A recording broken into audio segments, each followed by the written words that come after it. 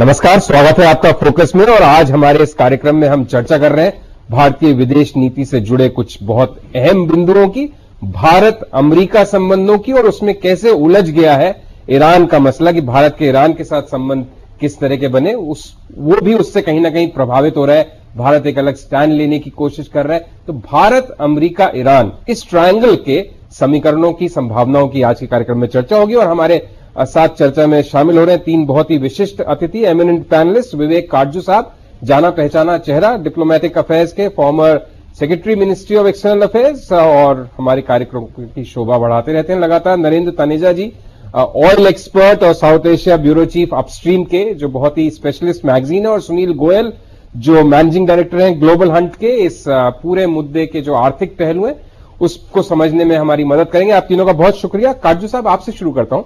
कल भारतीय वित्त मंत्री प्रणब मुखर्जी साहब ने शिकागो में, जो कि गृह सिटी है, होम सिटी है अमेरिकी राष्ट्रपति का, वहां से बड़ी दो टूक बात करी अमेरिका के संदर्भ में। जो हाल में राष्ट्रपति ओबामा ने आउटसोर्सिंग के बारे में कुछ अपनी राय जाहिर करी थी state of the union address में, उसकी उन्होंने आलोचना करी। बात ईरान और तेल की चल रही है, लेकिन मैं जहां से शुरू करी कि दो मुद्दे जो प्रणब बाबू ने उठाए, एक तेल का मुद्दा कि हम ईरान से लेते रहेंगे, और दूसरी जो उन्होंने आलोचना करी राष्ट्रपति ओबामा के उस बयान की जो उन्होंने इस हफ्ते के शुरू में अपने state of the union address पे कहा था कि साहब, एक तरह से उनकी बातों का निचोड़ यह था कि आउटसोर्सिंग को वो कम करना चाहेंगे, उसके खिलाफ हैं, अमेरिकी जॉब्स ज्यादा क्रिएट होने चाहिए। तो उससे भारतीय अर्थव्यवस्था पे क्या असर पड़ेगा अगर वो अपनी कथनी पे अमल करते हैं, राष्ट्रपति ओबामा, अमेरिका करता है, और कैसे उसको रोका जाए? मतलब क्या उसके क्या नतीजे हो सकते हैं? देखिए, जब वो राष्ट्रपति ओबामा आए थे लास्ट इलेक्शन लड़के, जब वो जीत के आए थे, तो उनका एक मेजर फोकस आउटसोर्सिंग को रिड्यूस करने का था। और अगर आप देखें तो उनके पूरे टेन्योर में उस पर ज्यादा इफेक्ट नहीं पड़ा इंडियन इकोनॉमी के ऊपर। और ये सबसे बड़ी बहुत इंपॉर्टेंट चीज है जिसके समझने की, जो कि एक बिजनेस के लिए सबसे बड़ी जरूरी चीज होती है कि किसी भी कंपनी का जब वो आउटसोर्सिंग करती है किसी भी देश में, और आउटसोर्सिंग का ये पर्पस नहीं होता है सिर्फ आप कॉस्ट को रिड्यूस करते हैं, सिर्फ अपने प्रोडक्ट या सर्विसेज जो भी आप बनाते हैं उसके आप कॉस्ट को रिड्यूस करते हैं। बहुत बार क्या होता है कि आपके यहाँ कुशलता अवेलेबल कहाँ है, स्किल्स अवेलेबिलिटी कहाँ है। हो सकता है बहुत सारी ऐसे स्किल्स होते हैं जो एक कंट्री में एग्जॉस्ट हो जाते हैं पर्टिकुलर रिक्वायरमेंट को लेके, पर्टिकुलर सर्विसेज को लेके। तो अगर अमेरिका की आउटसोर्सिंग नीति को अगर देखते हैं तो उसमें सबसे बड़ी चीज आती है कि मैन्युफैक्चरिंग के लिए उसकी डिपेंडेंसी चाइना पे है, और सर्विसेज के लिए उसकी डिपेंडेंसी इंडिया पे है।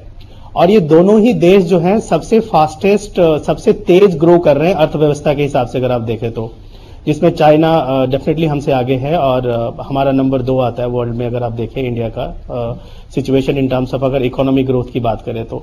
और जब हम दोनों एक्टिविटीज को इकट्ठा करते हैं, जैसे अभी हमने बात करी ईरान की, इसमें मैं ऐड करता हूं उसका, अगर पूरे ईरान के ऑयल एक्सपोर्ट को देखें, जो कि लार्जेस्ट उसका जो इम्पोर्ट होता है वो एशिया में होता है, जहां पे कि 34% लगभग इंडिया और चाइना मिला के करता है, यानी ऑलमोस्ट 34% जो है वो सिर्फ इंडिया और चाइना करता है। उसी तरह अगर आउटसोर्सिंग देखते हैं तो चाइना के पास मैन्युफैक्चरिंग एक्सेलेंस है और इंडिया के पास सर्विसेज एक्सेलेंस है। इंडिया में एडवांटेज क्या है कि आपके पास स्किल्स अवेलेबिलिटी है, आप लो कॉस्ट पे, कम खर्चे पे आप मेरा आपसे, मैं माफ कीजिए रोक रहा हूं, क्योंकि ये चुनावी साल है। अमेरिका में एक नारा देने की जरूरत है राष्ट्रपति ओबामा को, और उन्होंने ये एक नारा दिया है। पिछले चुनावों में हमने देखा था कि आउटसोर्सिंग रोकिए। तो आउटसोर्सिंग किस तरह से उनकी कंपनियों की बॉटम लाइन के हित में है, उनका मुनाफा बेहतर होता है, अच्छी कॉस्ट इफेक्टिव भी है, बेहतर प्रोडक्ट भी मिलता है। लेकिन ये नारा, चुनावी नारा, अगर वहां की लोकप्रियता के उस पर चलेगा तो फिर हमको तो बहुत दिक्कतें पैदा होंगी ना। देखिए, अगर अमेरिकन कंपनी सिर्फ अमेरिका को अपना मार्केट मान के चलती है, यानी आप वहीं प्रोडक्ट या सर्विसेज को आप प्रोड्यूस करते हैं और लोकल मार्केट में बेचते हैं, तब तो ये नारा चलने वाला लगता है। बट अगर आप चाह रहे हैं कि आपकी दुनिया आपके मार्केट को, आपके कंपनी को, आपके प्रोडक्ट को एक्सेप्ट करे, जो कि आपका रेवेन्यू सेंटर है, जहां कि आप वर्ल्ड के हर कोने में जाके अपने प्रोडक्ट या टेक्नोलॉजी या सर्विसेज को बेचते हैं, तो आपको प्रोडक्शन, उसकी सर्विसेज के लिए भी आउटसोर्स पे डिपेंड करना पड़ेगा। आपको लोकल जॉब क्रिएट करना है, ये आपकी इकोनॉमी की रिक्वायरमेंट है, बट उसके लिए माइंडसेट भी क्रिएट करना पड़ेगा। क्योंकि वहां की कंपनियां बाहर क्यों गई? क्योंकि वहां पे उनको कॉस्ट ज्यादा था, वहां के लोगों की सैलरी आप बात कीजिए या उनके लोगों का काम करने का माइंडसेट बात कीजिए, वो काफी कंपेयर टू अदर दूसरी कंट्रीज के कम था। तो कंपनीज को लगा कि अगर वो इंडिया आती है तो सेम एक्टिविटी वो ऑलमोस्ट 1/4 कॉस्ट पे करवा लेती है। तो 1/4 कॉस्ट और 4 गुना कॉस्ट। अगर आप फाइनल प्रोडक्ट जो कस्टमर को जाके आप ऑफर करते हैं, चाहे वो इंडिया में जाके ऑफर करें या आप अमेरिका में ऑफर करें या यूरोप में ऑफर करें, कि हर कस्टमर को अच्छा प्रोडक्ट कम से कम दाम में चाहिए होता है। कि आपने बहुत जबरदस्त तरीके से आउटसोर्सिंग का डिफेंस किया था, ये कैसे वो अमेरिकी कंपनियों के लिए भी आवश्यक है, उनको कॉम्पिटिटिव बनाए रखने के लिए। भारतीय इकोनॉमी में तो जो उसकी भूमिका है उसको आपने अच्छी तरह से बखूबी समझाया ही था। लेकिन कहीं ना कहीं जैसे अभी काटजू साहब ने कहा, तनेजा साहब ने कहा कि ईरान के आवाम को जोड़ के रखना, उसी तरह से अगर अमेरिकी आवाम को आपको जोड़ के रखना है तो उसको कहीं ना कहीं आपको समझाना पड़ेगा कि आउटसोर्सिंग उस आवाम के हित में किस तरह से, कैसे वहां पे ज्यादा जॉब्स क्रिएट हो रहे हैं उसकी वजह से। तो क्या इंडियन कंपनीज को भी इस बारे में कुछ ऐसे जेस्चर्स करने चाहिए या कुछ ऐसी डिप्लोमेटिक मुहिम छेड़नी चाहिए जिससे कि वहां के लोग आश्वस्त हों कि हमारी नौकरियां जा नहीं रही हैं, मतलब हम हिंदुस्तानी मिलकर इस पर आपस में बात करते रहेंगे उसको कोई लाभ है नहीं। वहां के लोग कन्विंस होने चाहिए कि उनके सबके फायदे का सौदा है। उस एंगल से बात करते हैं तो वो इनिशिएटिव ऑलरेडी कंपनीज ने स्टार्ट कर दिया है। अगर हम देखें तो जितनी भी आईटी कंपनीज हैं जो कि जिनकी डिपेंडेंसी की आउटसोर्सिंग पे ज्यादा है, तो आज की डेट में अगर आप एक कंपनीज है, विप्रो है, इन्फोसिस है, या इस तरह की जितनी है, टीसीएस है, टाटा कंसल्टेंसी सर्विसेज हैं, ये जितनी कंपनीज हैं वो अमेरिका में बात कर रही हैं कि वहां पे वे कुछ हजार लोकल अमेरिकन को नौकरी देंगी। तो ये एक इनिशिएटिव्स है। उसी तरह अगर आप मेटल की कंपनीज देख रहे हैं तो अगर बाहर अगर आज की डेट में टाटा या मित्तल जाके एक्विजिशंस करते हैं और एक्विजिशन करके लोकल लोगों को एम्प्लॉय करते हैं, तो एक तो ये बात तो हर कंपनी को समझ में आ रही है कि आप ऐसा नहीं कर सकते कि आप इंडिया से लोगों को अमेरिका में ले जाइए और वहां बिठा के काम करवाइए और बीच का मार्जिन आप प्रॉफिट कमाइए। तो उस चीज को तो हर कंपनी ने, आप बोलिए फंडामेंटल तौर पे एक्सेप्ट कर लिया है कि ठीक है, जो भी काम लोकल मार्केट में होगा, यानी जो भी कंपनीज को अमेरिका ज्योग्राफिकल प्रेजेंट करना है कि अगर अमेरिका में इतने लोग रखने हैं, तो उनके लिए तो ये टास्क मैंडेटरी हो गया है कि वो लोकल एम्प्लॉय करें, वो H1 वीजा करके या कोई भी करके यहां से लोगों को ना भेजें और उसके डिफरेंस ऑफ द मार्जिन जो होता है उसको ना ऑन करें। दूसरा, जो आउटसोर्सिंग की बात हो रही है कि जो वहां पे वो बात कर रहे हैं, वो कह रहे हैं कि जो भी कंपनी आउटसोर्स करती है जॉब को दूसरी कंट्रीज में, उसकी वजह से नौकरियां जा रही है।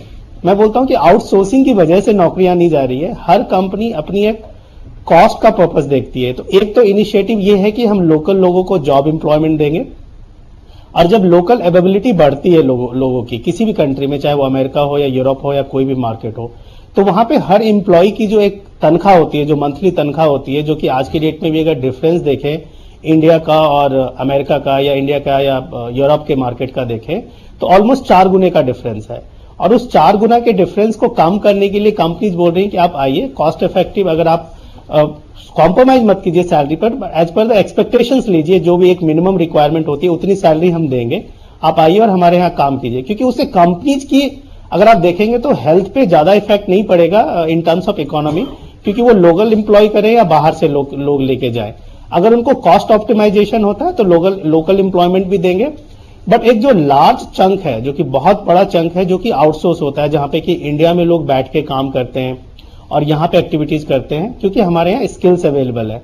क्योंकि आज की डेट में जाके एक चार्टर्ड अकाउंटेंट, अगर आप 50,000 या 1 लाख चार्टर्ड अकाउंटेंट जाके आप अमेरिका में ढूंढेंगे तो आपको इमीडिएटली नहीं मिलेंगे।